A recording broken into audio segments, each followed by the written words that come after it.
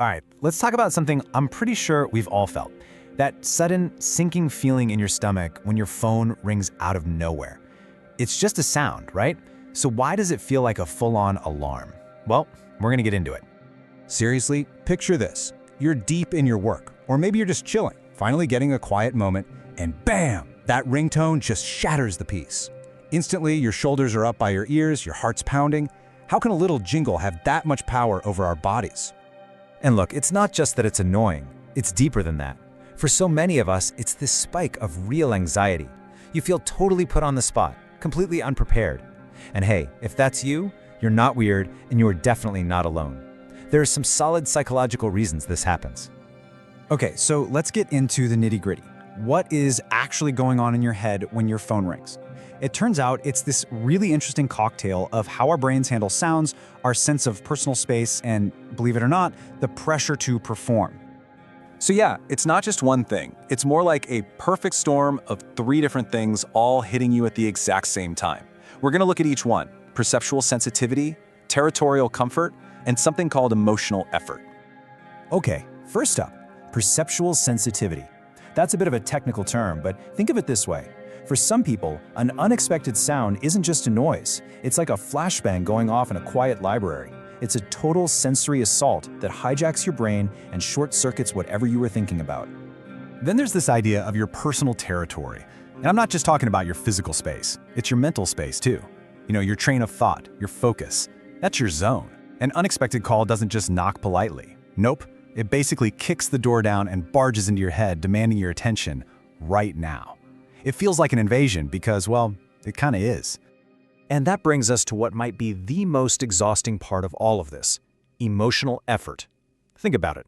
Every time we talk to someone, we kind of put on a face, right? A social mask. We become friendly you or professional you.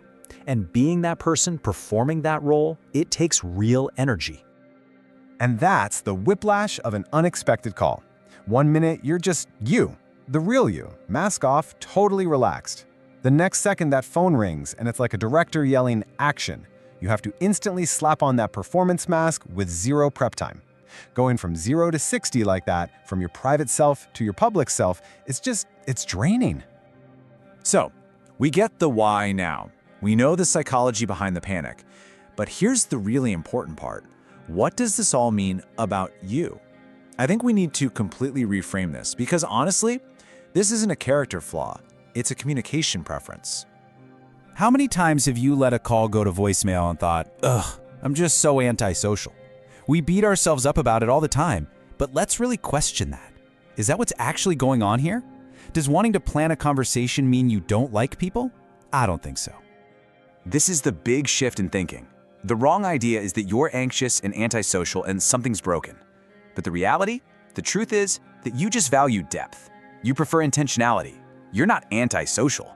You're pro-meaningful conversation. And that's the key phrase right there: intentional connection.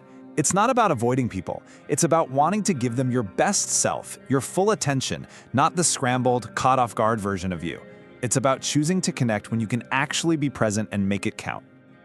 Really, it all comes down to this one simple idea: depth over noise. That's it. That should be your mantra. You don't hate connection. You just hate the static, the random noise of an unplanned demand. You're wired to prefer the deep, clear signal of a real conversation. So let's leave it on this thought. What you're feeling isn't a bug, it's a feature. It's not a flaw that needs fixing, it's just a preference for how you connect with people. So, what if? What if your next call wasn't something to dread, but something you actually chose, something intentional, just something to think about?